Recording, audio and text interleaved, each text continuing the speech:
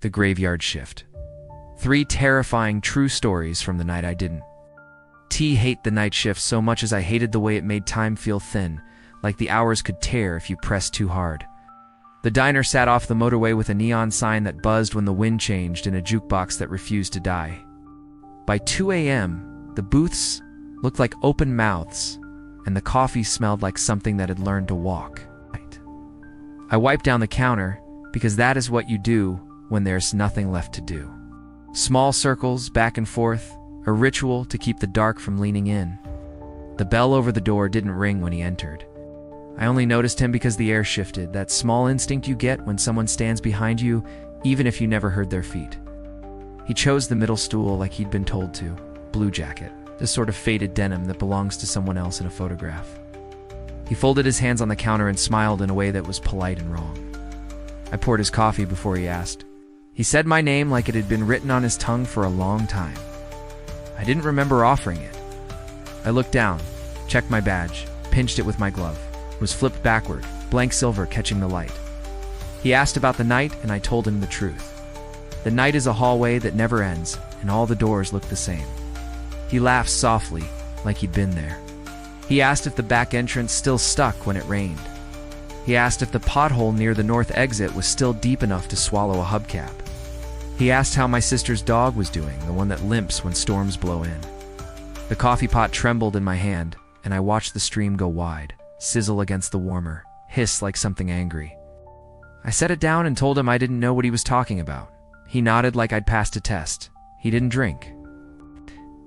He didn't touch the cup. He just wrapped his fingers around the heat and breathed in the steam and said it smelled like a place he used to live.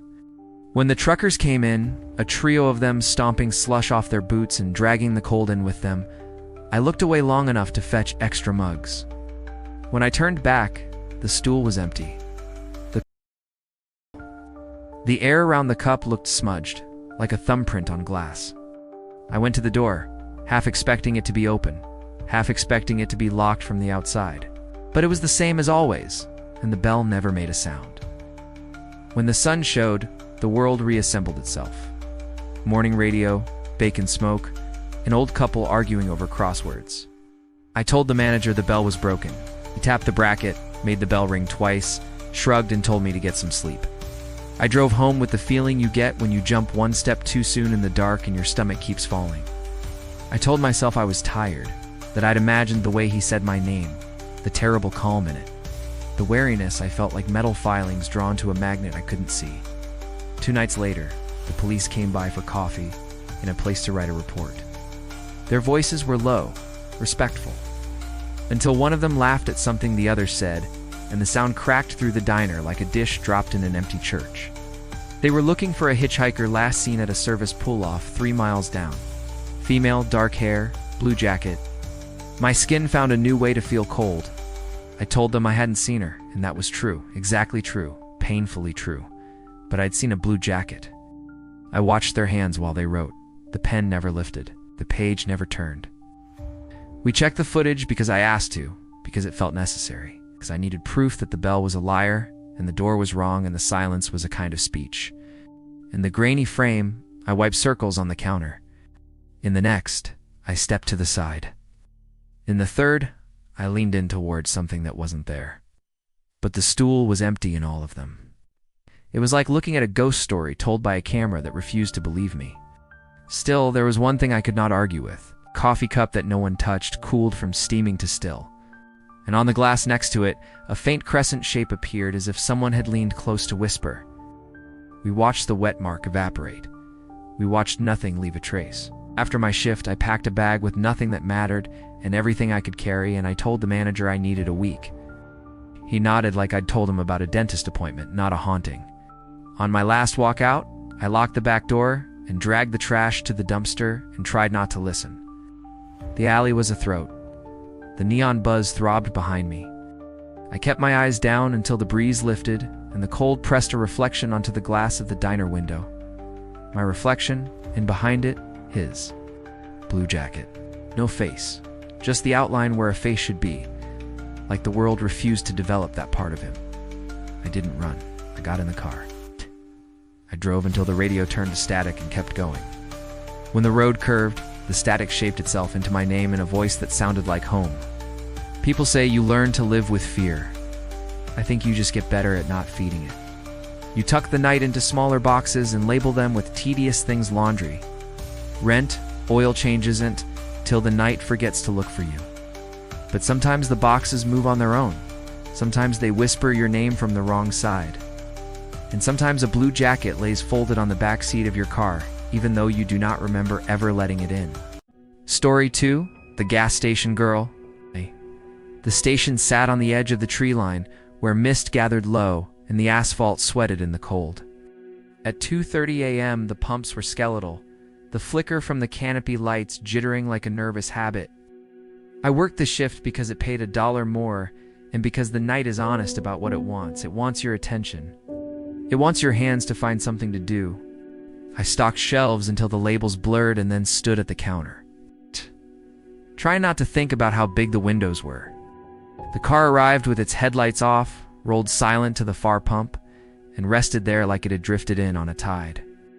The back window was spiderwebbed, punched outward from within, tiny black diamonds winking where the glass had fallen away. I put down the scanner and waited for a face in the driver's seat to turn.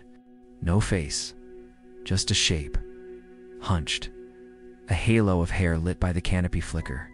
The door opened slow. A woman stepped out, hand braced on the frame as if she'd been taught new gravity. Her mouth moved before her voice found itself. "Help me," she said, but it sounded like someone else had taught her the words a long time ago, and she was borrowing them. I lifted the phone, dialed, listened to a ring that never connected to anything I recognized as help. She didn't come closer. She didn't look at the store. She stared at the trees beyond the shoulder of the road, at a darkness that was thick enough to press a thumbprint into. "Hey, he followed me," she said. Or maybe she said he followed. The rest of the sentence dissolved in the night like breath.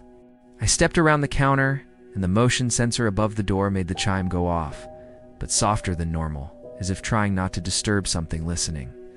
When I got outside, the cold took me clean. The woman had moved to the back of the car.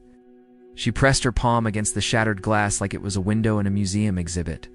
Inside, on the back seat, lay a denim jacket, neatly folded, edges aligned with a precision that did not belong to someone fleeing anything. I asked her if she was hurt. She tilted her head like she was hearing me through a wall. She said he keeps asking for his wife. She said he keeps asking for me in voices that aren't his. I told her I'd call the police. She smiled at me with every wrong muscle and said no. Then she was gone, not walked away, not ran. One blink, and the space where she stood was empty, and the mist had rearranged itself into something that looked like an answer I didn't want. The driver's door hung open, and the keys sat in the cup holder like a dare.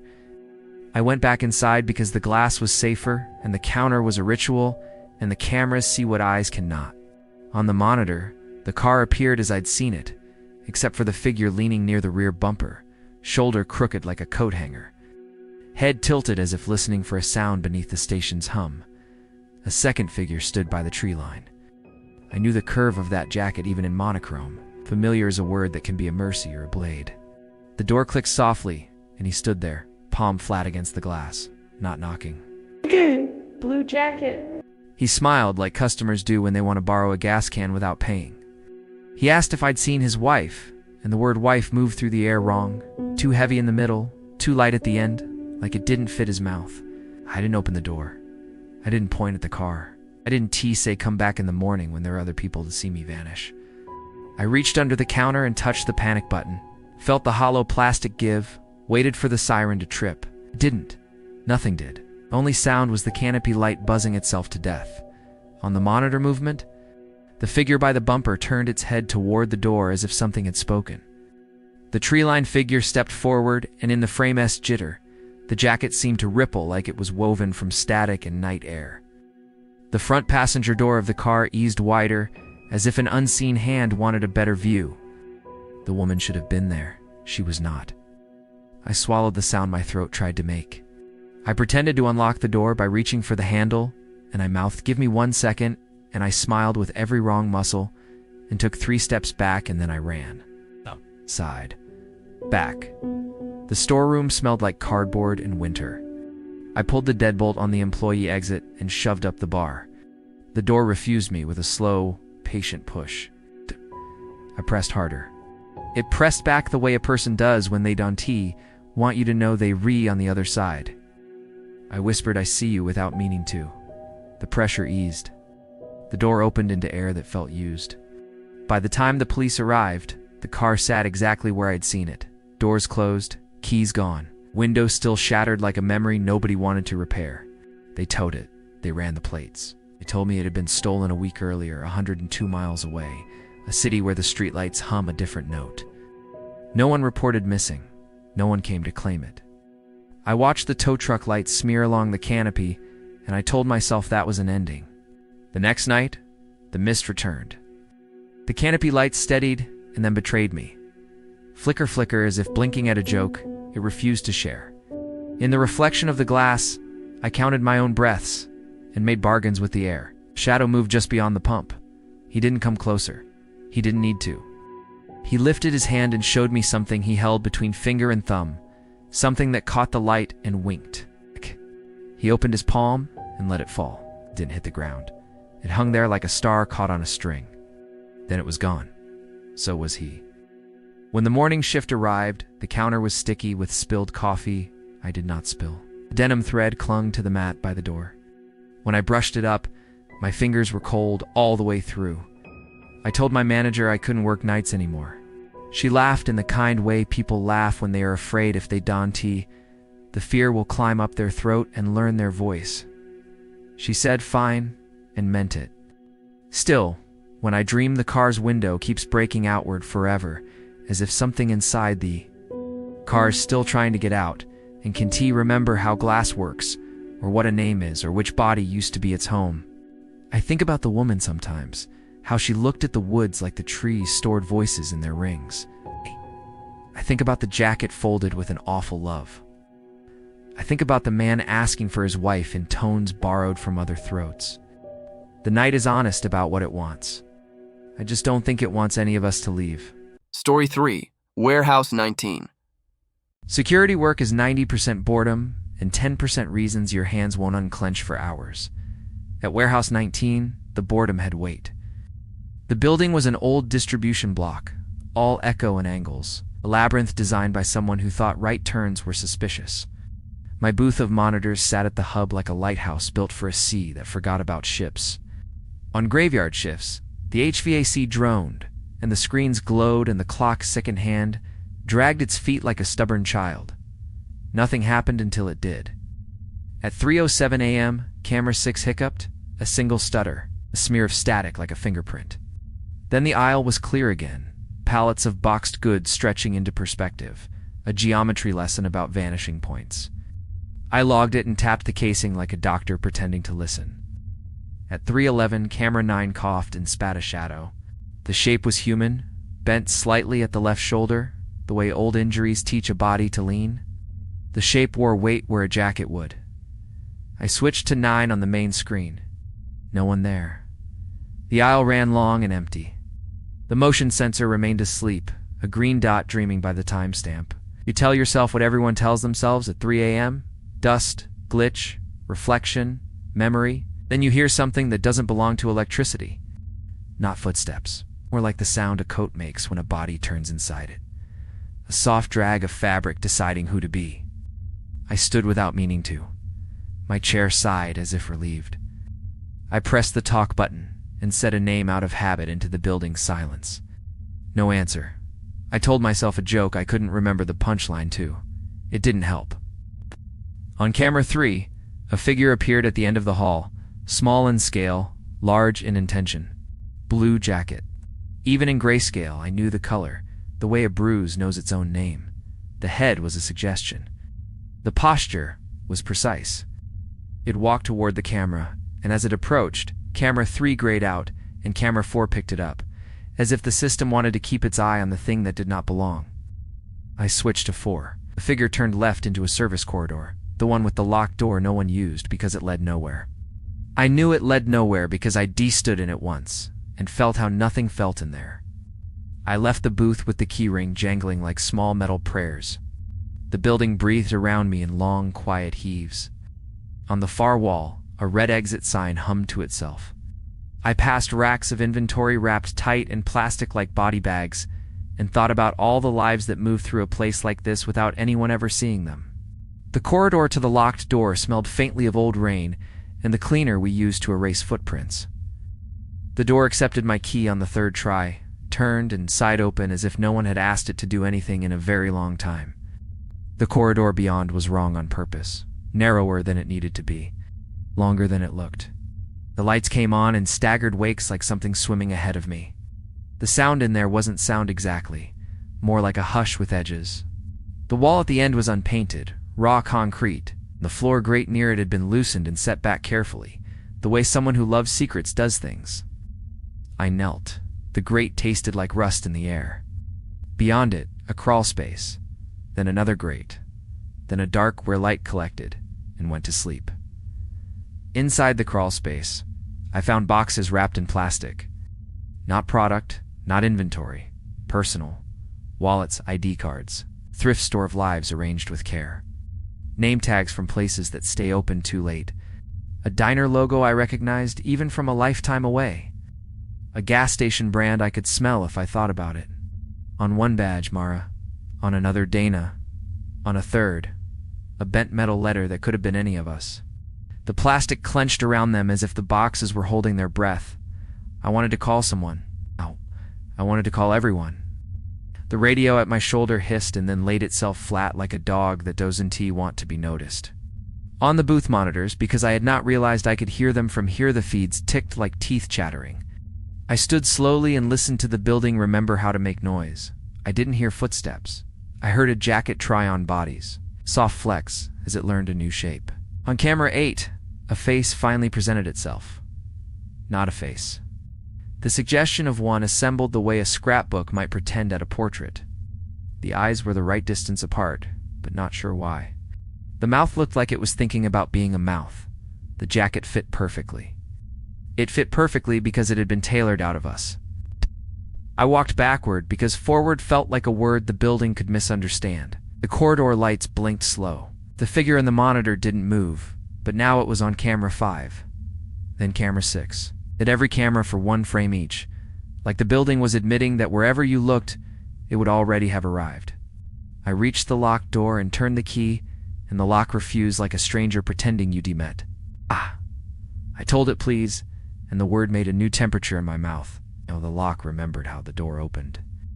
The air on the other side felt like outdoors, but it wasn't. In the booth, all the monitors had synchronized their pulses. On each screen, the aisle nearest the exits. On each, the blue jacket entering from a different angle. On each, that almost face calibrating to a better you. The intercom clicked once like a throat clearing. A voice came through, and it was mine, and it was not. It said my name gently, like a mother waking a child from a nap. It said, "Come home." It said, "I am wearing all of you, and I am so warm." I put my hand on the monitor because that is what you do when you can remember how to pray. The lights dropped out, not like a failure, but like a choice. The screens stayed alive in grayscale twilight and showed me what I already knew. The jacket walked toward the booth from nowhere and everywhere. Each step learned from all of us. It stopped just outside the door and waited in the patient way. Night teaches things to wait. I told the camera something I wanted someone to find later. I said he's not a man. I said he's wearing all of them. So then I turned and faced the glass because if the night wants you, it should have to look you in the eye. The door handle turned like a slow second hand. The room smelled like denim hung to dry in a cold room. Oh. The monitors went to snow. The static I thought I saw a diner light finally switch on and a gas station canopy settle into a steady glow, and I know that makes no sense unless you worked nights and learned what sense is for. The handle stopped. Quiet grew teeth. There is an old superstition that if you speak your name in a dark room where no one can see you, something else can use it later. I keep my name small now. Keep it folded in a pocket where hands don't reach. If you work nights, you know this already. The dark is not empty. It is full of returns. Things come back wearing new edges. Voices come back wearing our timing. Coats come back wearing our heat. When the sun rose, the day shift found the booth empty and the monitors still snowing. They logged the glitch. They went on with the morning. Someone hung a jacket on the back of my chair. Neat, respectful. No one remembered bringing it in. I don't wear it. But sometimes I think it wears me, and that some part of me keeps walking the aisles, learning how to be whoever you need at 3 a.m. And sometimes, when the neon in the old diner blinks awake, I hear a bell over a door that never rings, and a voice that smells like coffee say my name the way a place says, "Welcome home."